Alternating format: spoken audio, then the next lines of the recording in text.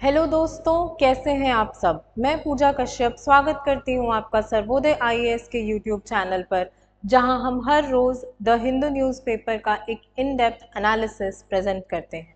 शुरुआत करते हैं आज की सबसे पहली न्यूज़ से।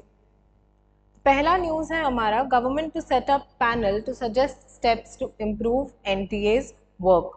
तो अभी अगर आप रेगुलरली पिछले एक महीने से न्यूज़ फॉलो कर रहे हैं तो आपको पता होगा कि 18 जून को यूजीसी नेट का एग्ज़ाम हुआ था, जो कि नेशनल टेस्टिंग एजेंसी यानी एनटीए कंडक्ट करती है।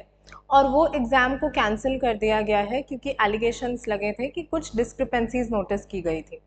साथ ही साथ नीट का भी रिजल्ट जो डिक्लेयर किया गया, जो मेडिकल एंट्रेंस एग्जाम होता है, उसका भी जो एग्जाम होता है वो भी एनटीए ही कंडक्ट कराता है। और उसमें भी जब रिजल्ट आया तो 67 ऐसे लोग थे जिनको 720 आउट ऑफ 720 मार्क्स मिल गए थे। बहुत सारे ऐसे लोग थे, करीब 1500 लोग ऐसे थे जिनको कि ग्रेस मार्क्स दिए गए थे।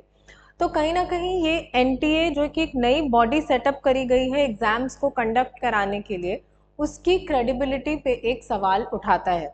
तो जो हमारे एजुकेशन मिनिस्टर हैं, उन्होंने कहा है कि गवर्नमेंट ने डिसाइड किया है कि एक पैनल बनाया जाएगा जो कि एनटीए की वर्किंग को कैसे हम इम्प्रूव कर सकते हैं, कैसे ऐसी चीज़ों को, पेपर लीक्स और ये सारी चीज़ें जो हो रही हैं, उन चीज़ों को हम कैसे रोक सकते हैं, उसके ऊपर वो सजेशंस देगा। तो union education minister Dharmendra Pradhan said the alleged irregularities in the recently held national eligibility cum entrance test NEET and the cancelled UGC NET were an institutional failure of the national testing agency। वो एक press conference को address कर रहे थे जिसमें उन्होंने कहा कि ministry of education received information from the Home Ministry's Indian Cybercrime Coordination Center that the dark net had leaked questions from the UGC NET exam।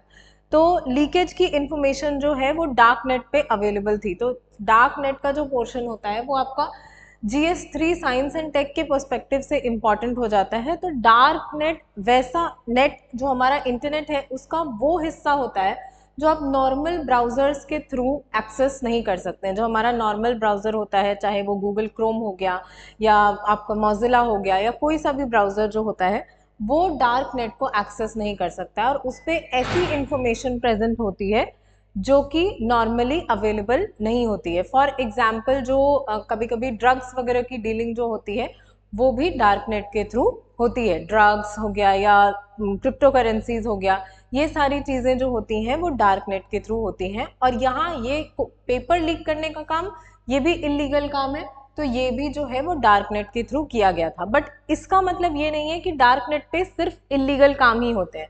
बहुत सारी ऐसी चीज़ें जो लीगल होती हैं वो भी डार्क नेट के थ्रू की जाती है।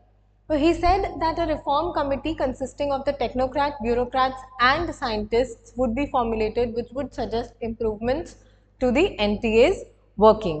इसके अलावा जो मिनिस्टर है उन्होंने ये भी कहा है कि एंटी चीटिंग बिल जो है वो दोनों हाउसेज में पास कर दिया गया है और लॉ मिनिस्ट्री का काम अब बच गया है कि जो रूल्स हैं उसको फॉर्मुलेट करें। इसके अलावा सुप्रीम कोर्ट ने ये जो पूरा मामला है सेंटर को उस पर पूरे तरीके से, अच्छी तरीके से जांच पड़ताल करने के लिए कहा है। और ये जो 1563 कैंडिडेट्स थे जिनको कि ग्रेस मार्क्स दिया गया था नीट के एग्जाम में, उनको उनका री एग्जाम जो जून 23 यानी परसों कंडक्ट कराने की बात की है। तो अब हम थोड़ा सा यहाँ एक चीज हमने देखा, एंटी चीटिंग बिल। तो क्या है ये एंटी चीटिंग बिल, इसके बारे में थोड़ा समझते हैं। तो एंटी चीटिंग बिल और the public examinations prevention of unfair means bill was passed recently by the parliament। दोनों हाउसेज ने इसको पास किया और प्रेसिडेंट भी इसको अपना असेंट जो है वो दे चुकी है। तो अंडर सेक्शन 2 क्लॉज के, a public examination is defined as any examination conducted by a public examination authority listed in the schedule of the bill or any such authority as may be notified by the central government। यानी public examination वैसा examination होगा जो इस act के तहत या इस bill के तहत जो स्केड्यूल है उसमें लिखा गया है। तो कौन कौन सी अथॉरिटीज के बारे में वैसा लिखा गया है इस एक्ट में? तो यूपीएससी यानी union public service commission, staff selection commission यानी SSC, railway recruitment boards, institute of banking personnel services और एनटीए यानी कि नेशनल टेस्टिंग एजेंसी। तो ये 5 ऑर्गेनाइजेशंस या अथॉरिटीज हैं जिनको कि इस बिल के, इस एक्ट के स्केड्यूल में रखा गया है। तो जो भी एग्जाम्स ये अथॉरिटीज कंडक्ट कराती हैं वो एंटी चीटिंग बिल के अंडर में आएगा। यानी इन एग्जाम्स में अगर कोई डिस्क्रिपेंसी देखने को मिलेगी तो उसको किस एक्ट के तहत एड्रेस किया जाएगा, तो इसी एंटी चीटिंग एक्ट के तहत। तो अब इसका एम क्या है? It aims to check the malpractices organised cheating in government recruitment exams and organized cheating in government recruitment exams. It proposes a minimum of 3 years imprisonment and a fine of up to ₹1 crores. कि minimum imprisonment कितना होगा? तो 3 साल का, और fine कितना होगा? तो मैक्सिमम 1 करोड़ तक का फाइन यहाँ पर आपको हो सकता है।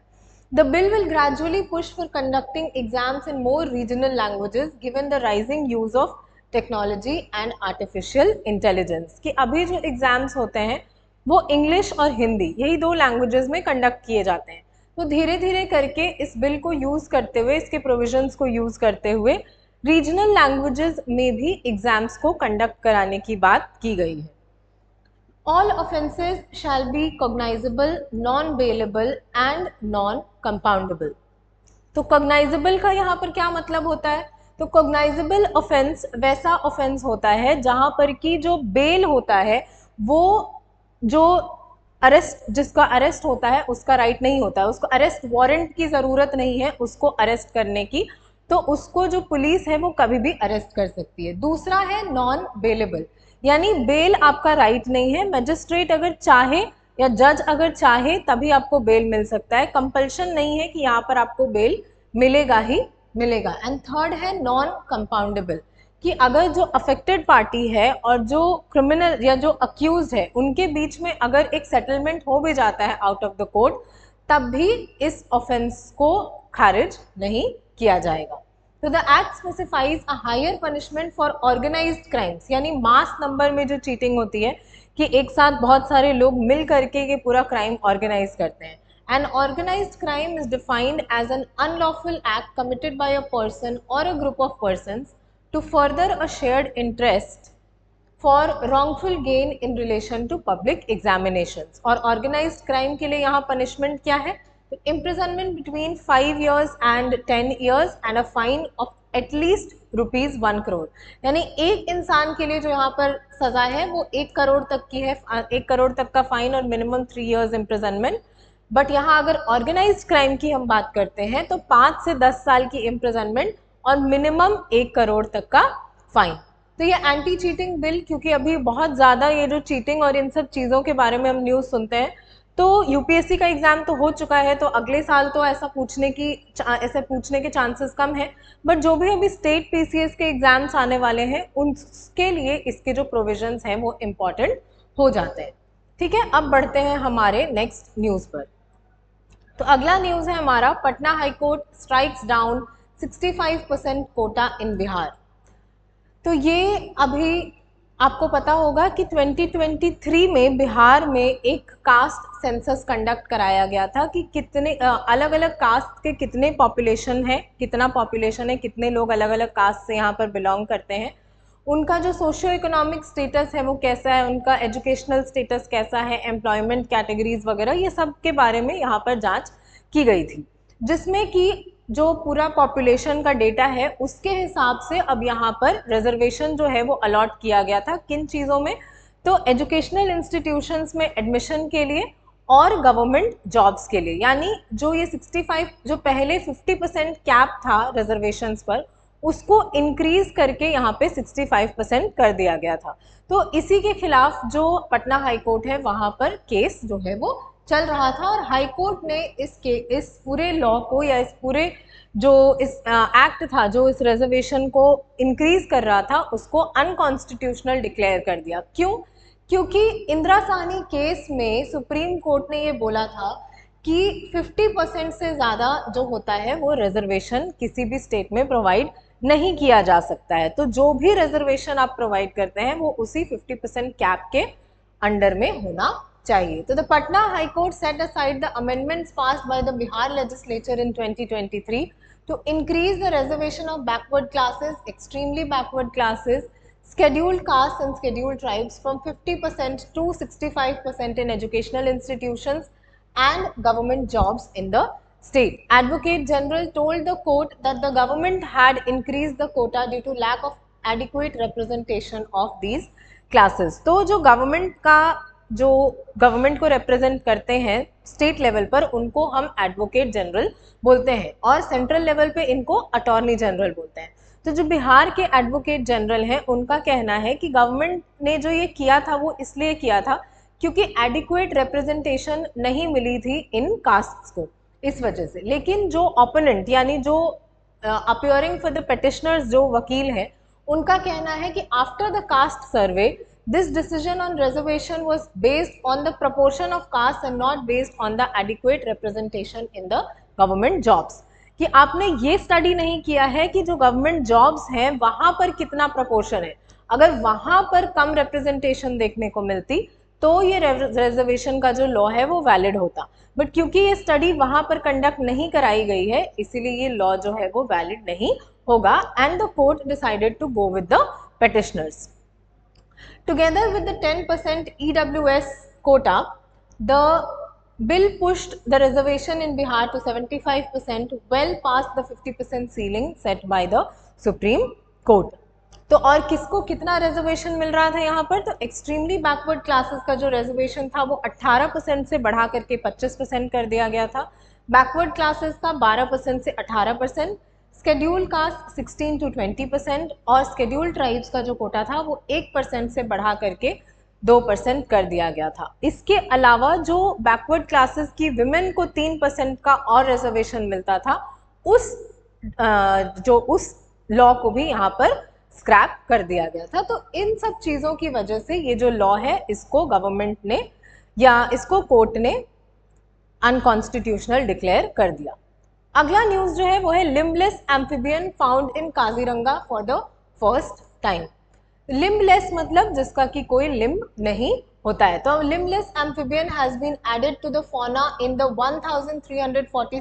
1307.49 square kilometre Kaziranga national park and the tiger reserve. Comments में आप मुझे बताइए कि Kaziranga national park and tiger reserve जो है वो कौन से स्टेट को में लोकेटेड है और कौन सा रिवर है जो इसके बीच से बहती है।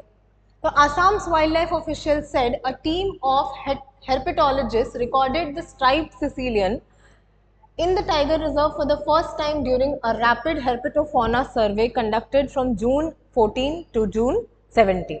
ठीक है, अब यहाँ पर एक important term है reptiles and amphibians collectively called herpetofauna। तो इस बार का भी आप पेपर देखिए, ऐसे साइंस में से कुछ ऑर्गेनिजम्स का नाम उठा करके आपसे क्वेश्चन पूछा जाता है, तो हो सकता है कि ये क्वेश्चन भी आपसे पूछ लिया जाए। तो ये जो रेप्टाइल्स एंड एम्फीबियंस जिनको कि हेर्पेटोफोना बोलते हैं are the least studied but the most vulnerable to climate change, जिसमें कि सिसिलियंस जो होते हैं वो लिम्बलेस एम्फीबियंस होते हैं that spend most of the time burrowed under the soil. They are therefore the least studied of the amphibian species. उसके अलावा as they are an ancient species, their presence holds critical linkages to the evolution and intercontinental speciation. ये जो amphibians खास करके सिसिलियंस जो होते हैं वो बहुत ही एंशियंट ऑर्गेनिजम्स हैं, इतने एंशियंट कि कैसे हमारा जो एवोल्यूशन हुआ है वो अलग अलग दौर में अलग अलग युगों में जो हमारा एवोल्यूशन हुआ है वो कैसे हुआ है, इस चीज़ को स्टडी करने में ये सिसिलियंस हमारी हेल्प कर सकते हैं। तो diverse ecosystem of Kaziranga comprising flood plains, wetlands, grasslands and hill tracts on the periphery provides an ideal habitat for herpetofauna. तो हो सकता है आपसे ये जो क्वेश्चन है इस तरीके से पूछ लिया जाए कि इनमें से कौन सा नेशनल पार्क जो है उसमें ये सारे जोग्राफिकल फीचर्स लोकेटेड है जो कि है फ्लड प्लेन्स, वेटलैंड्स, ग्रासलैंड्स और हिल ट्रैक्ट्स, और जो कि हेर्पेटोफोना के रेसिडेंट्स के लिए, उनके हैबिटेट के लिए एक आइडियल जगह साबित होंगे। तो उसका आंसर हो जाएगा काजीरंगा नेशनल पार्क। ठीक है, the tiger reserve houses 24 species of amphibians, 74 species of reptiles. It is also home to 21 of the 29 species of tortoise and freshwater turtles found in India. तो ये सारी डिटेल्स जो है काजीरंगा नेशनल पार्क के बारे में जनरली आप जब पढ़ते हैं तो उसको ज़्यादा आप फोकस करते हैं वन हॉर्न राइनोसेरस पे और उन्हीं सब डिटेल्स के अराउंड, बट क्योंकि यहाँ पे अभी एक नया ऑर्गेनिज्म जो है वो मिला है तो इस ऑर्गेनिज्म का नाम आपके लिए इम्पॉर्टेंट नहीं है, बट उसके आसपास की जो डिटेल्स हैं वो आपके लिए इम्पॉर्टेंट हो जाती हैं। तो काजीरंगा नेशनल पार्क में 24 स्पीशीज ऑफ एम्फीबियंस और 74 स्पीशीज ऑफ रेप्टाइल्स जो हैं वो पाए जाते हैं। इसके अलावा इंडिया में जो 29 species of tortoise and turtle पाया जाता है उसमें से 21 स्पीशीज जो हैं वो यहाँ लोकेटेड हैं। ठीक है, अब बढ़ते हैं हमारे नेक्स्ट न्यूज़ पर। How dangerous methanol is the methanol poisoning. तो अभी हमने देखा कि चेन्नई में मिथेनॉल पॉइजनिंग यानी स्प्यूरियस लिकर के कंजम्पशन से करीब 38 लोगों की डेथ हो गई। तो यहाँ पर अब बात होती है कि स्प्यूरियस लिकर जो होता है वो एग्जैक्टली होता क्या है और कैसे हमारी बॉडी में ये ऐसे रिएक्शंस को प्रोड्यूस करता है जिसकी वजह से लोगों की डेथ हो जाती है। इसको हूच ट्रेजेडी बोलते हैं। हूच मतलब जो स्प्यूरियस लिकर होता है उसको हूच बोलते हैं। तो अभी चेन्नई में ये रिपोर्ट हुआ है, बट बिहार में कई बार ऐसे इंसिडेंसेस देखने को मिलते हैं क्योंकि बिहार जो है वो एक ड्राई स्टेट है। यहाँ पे जो अल्कोहल या जो अल्कोहलिक ड्रिंक्स होते हैं वो अवेलेबल नहीं होते हैं, तो लोग क्या करते हैं कि घर पे ही अल्कोहलिक ड्रिंक्स जो है वो बनाते हैं और कई बार उसका फॉर्मुलेशन जो होता है वो गड़बड़ होता है हो जाता है जिसकी वजह से उसके कंजम्पशन से लोगों की डेथ हो जाती है। तो on June 20 at least 38 people had died after consuming spurious liquor in the Kallakurichi district of Tamil Nadu, while as many as 82 were receiving treatment in the hospitals. तो अब हम जानते हैं कि जो लिकर होता है उसमें अल्कोहल का जो एलिमेंट होता है वो किस हद तक प्रेजेंट होता है। तो liquor is differentiated bye it's alcohol content, 5% or so in the beer to 12% or so in wine and 40% or so in distilled spirits, और ये परसेंटेज जो है वो वॉल्यूम के हिसाब से कैलकुलेट किया जाता है। तो in the beverages consumed for recreational purposes alcohol in question is almost always ethanol, यानी रिक्रिएशनल पर्पसेस के लिए जो आप जनरली लोगों को कंज्यूम करते देखते हैं उन पर्पसेस के लिए जो अल्कोहल का यूसेज होता है वो है ethanol. In this context, ethanol is technically a psychoactive drug that in low doses reduces the level of neurotransmission in the body, leading to typical intoxicating effects. तो कई बार ऐसा माना जाता है कि थोड़े अमाउंट में अगर हम अल्कोहल को कंज्यूम करते हैं, इन पर्टिकुलर इथेनॉल को, तो उसका बॉडी पे कुछ खास इम्पैक्ट नहीं पड़ता है। लेकिन WHO ने रिसेंटली इस बिलीफ को भी, इस मिथ को भी बस्ट किया है और उनका कहना है कि contrary to the popular belief, the WHO has found no level of alcohol consumption is safe for our health, कि कितना भी कम हम उसको क्यों ना कंज्यूम करें बट उसका कुछ ना कुछ जो नेगेटिव इम्पैक्ट है वो हमारी बॉडी पर होगा ही होगा। Long term use leads to dependence, heightens the risk of some cancers and heart diseases and may eventually cause death. Inside the body, ethanol is metabolized in the liver and the stomach by alcohol dehydrogenase enzymes to acetaldehyde.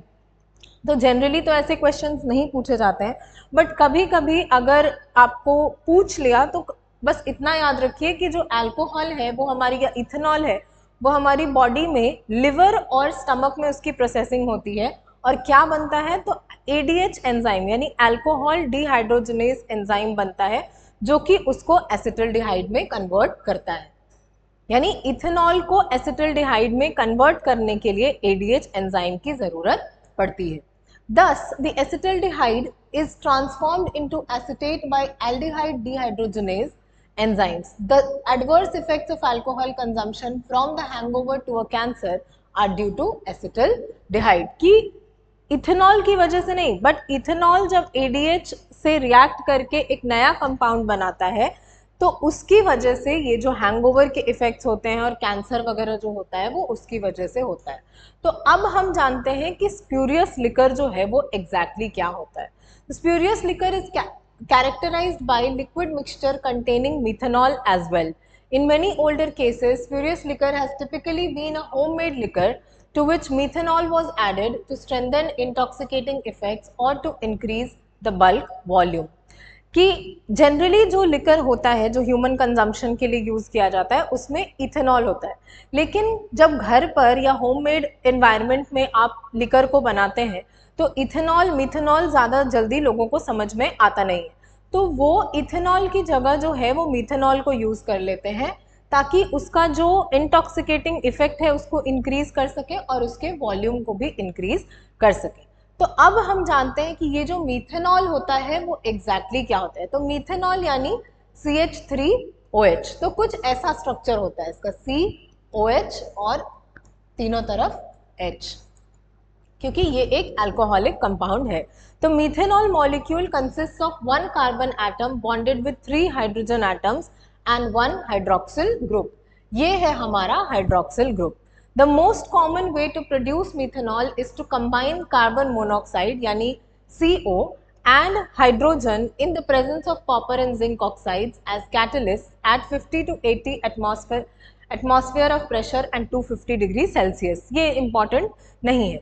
तो methanol has several industrial applications. ये important हो जाता है कि methanol के क्या क्या applications हैं, including as a precursor to acetic acid, formaldehyde and aromatic hydrocarbons. इसके अलावा इसको एक सॉल्वेंट की तरह भी यूज किया जाता है और एक एंटी फ्रीज एजेंट के जैसा भी यूज किया जाता है। तो कहीं भी कोई भी चीज ऐसी नहीं है यहाँ पर जो कि हमारे बॉडी के कंजम्पशन के लिए सेफ हो, इस तरीके का कोई यूसेज है।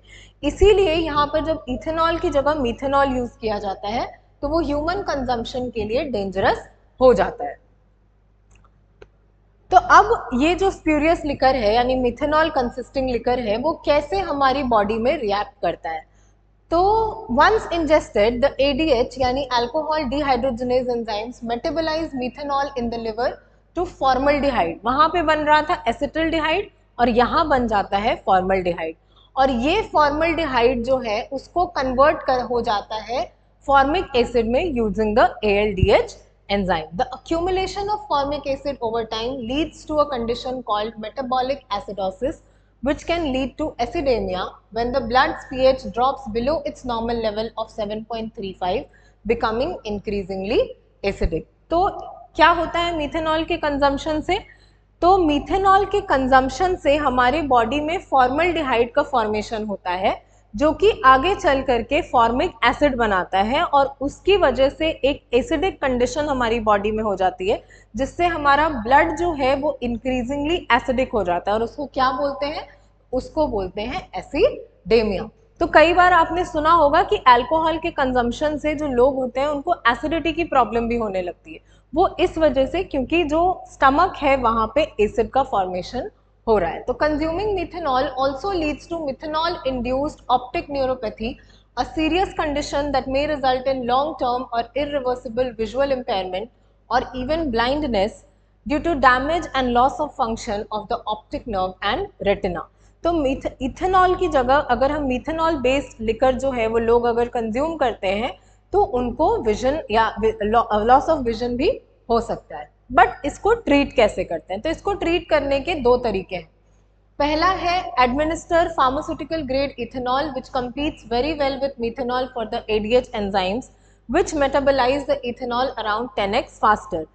कि ये भले ही सुनने में थोड़ा अजीब लगे कि मिथेनॉल की जगह आप उसको इथेनॉल यानी एक अल्कोहल का इफेक्ट को कम करने के लिए दूसरा अल्कोहल आप उसको दे रहे हैं, बट यहाँ क्या होता है कि अब जो ADH एंजाइम है उससे रिएक्ट करेगा मिथेनॉल भी और इथेनॉल भी। इथेनॉल की जो रिएक्ट करने की कैपेसिटी है वो मिथेनॉल से 10 गुना ज़्यादा है। As a result the methanol is kept from being metabolised to formaldehyde और धीरे धीरे करके फिर वो बॉडी से बाहर निकल जाता है। दूसरा ऑप्शन क्या है? तो एक एंटीडोट बोला जाता है फोमेपिजोल नाम का, जो कि सिमिलर मैकेनिज्म फॉलो करता है। It slows the action of ADH enzymes causing the body to produce formaldehyde at a rate that the body can quickly excrete, preventing the deadlier effects from kicking in. यानी यहाँ पर एक अलग compound का use करेंगे जिसका नाम है फोमेपिजोल, और ये फोमेपिजोल क्या करता है? तो ये ADH एंजाइम्स जो होते हैं उसके पेस को स्लो कर देता है। तो जब उसका पेस स्लो हो जाएगा यानी वो मिथेनॉल के साथ उसका रिएक्शन जो है वो कम हो जाएगा।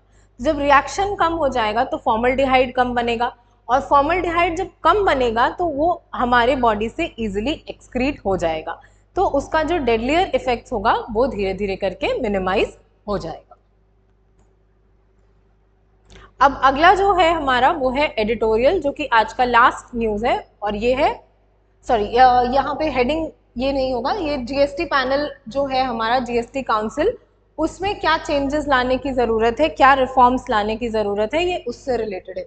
तो यहाँ पर आप इसको चेंज करके लिख सकते हैं GST council and reforms.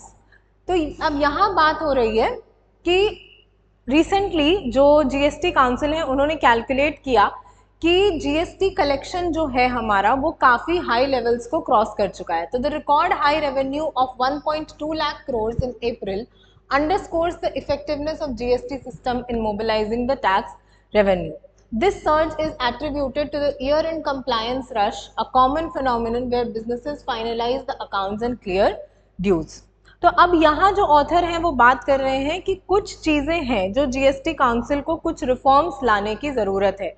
In consistent revenue growth के बाद जो हमारा जो डोमेस्टिक रेवेन्यू है उसमें वेरिएबिलिटी ये सब देखने के बाद कुछ रिफॉर्म्स हैं जिनको लाने की ज़रूरत है। तो आगे देखते हैं कि आर्टिकल और क्या कहता है। तो सबसे पहले the study growth of at least 11% in the GST revenues over the past 3 years indicates the robustness of the GST framework and compliance by businesses। कि जिस चीज़ को लेकर के हम इतने स्केप्टिकल थे कि पता नहीं जीएसटी जो है वो किस हद तक इफेक्टिव होगा नहीं होगा, और ईयर ऑन ईयर जो है वो जीएसटी कलेक्शन जो है वो करीबन 11% की ग्रोथ से बढ़ रहा है, यानी ये एक काफ़ी अच्छा जो सिस्टम है वो बनाया है। Economic indicator, this growth reflects a recovering and expanding economy, increased consumption and better compliance mechanisms. Next यहाँ बात होती है डोमेस्टिक ट्रांजैक्शंस की। तो significant rise of 15.3% in domestic transactions shows increased economic activity within the country.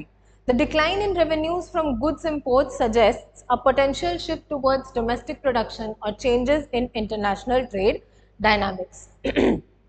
ये हमारा जो revenue है, इंपोर्ट रेवेन्यू, वो भी डिक्रीज हो रहा है, यानी हम बाहर से कम चीज़ें इंपोर्ट कर रहे हैं। तो ये कहीं ना कहीं दिखाता है कि हमारा जो डोमेस्टिक प्रोडक्शन है वो इंक्रीज हो रहा है।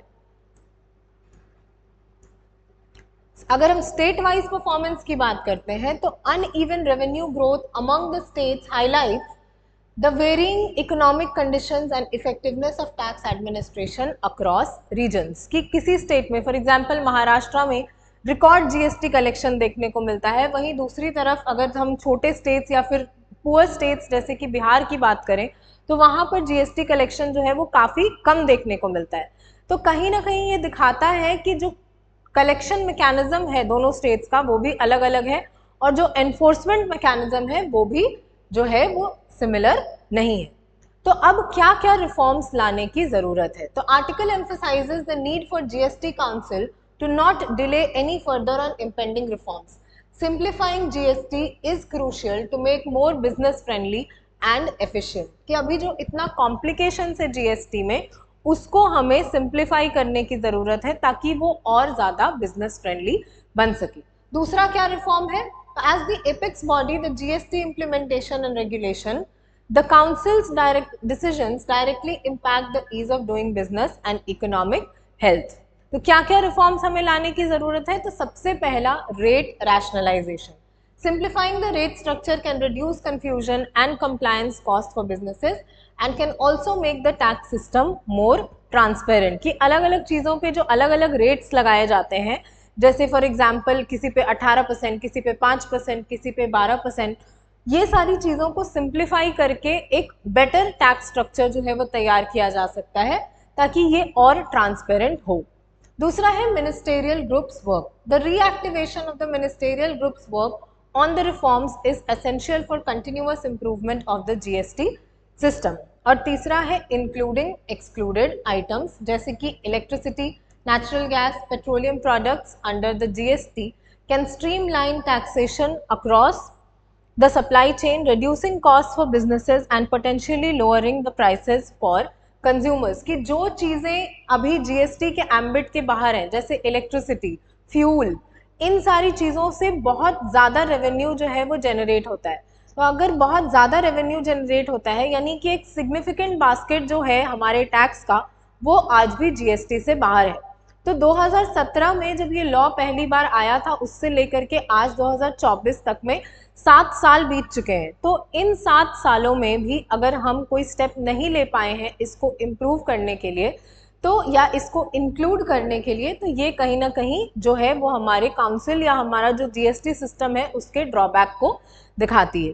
तो ऑथर का कहना है कि अब समय आ गया है कि जो चीज़ें भी एक्सक्लूड की गई थी जीएसटी के एम्बिट से, उनको धीरे धीरे करके हम वापस से इंक्लूड करें, ताकि जो प्राइसेस हैं वो उसको भी कम किया जा सके। For example petrol, diesel, fuel, ये सब के प्राइसेस बहुत ज़्यादा हैं। तो हो सकता है कि जब जीएसटी के एम्बिट में इनको लाया जाए तो इस पर जो इसका जो प्राइस है वो भी डिक्रीज हो जाए, क्योंकि जो पेट्रोल की प्राइसेस होती हैं उस पर स्टेट्स जो होती हैं वो अपना भी टैक्स लगाती हैं। तो ये सारी चीज़ों को मिनिमाइज करने के लिए, कंज्यूमर्स तक एक बेटर प्राइस अपॉर्चुनिटी पहुंचाने के लिए, इन चीज़ों को हमें जीएसटी के एम्बिट में इंक्लूड करने की ज़रूरत है। तब जाकर के कहीं जो जीएसटी का एक्चुअल मोटो था कि हमारे टैक्स स्ट्रक्चर को सिंप्लीफाई करना, उस चीज़ को हम अचीव कर पाएंगे। ठीक है, समझ गए आप लोग? तो आज के लिए बस इतना ही। अगर आपको इस लेक्चर का पीडीएफ चाहिए तो आप इसको टेलीग्राम चैनल से डाउनलोड कर सकते हैं, जिसका लिंक आपको नीचे डिस्क्रिप्शन में मिल जाएगा। Thank you. जय हिंद।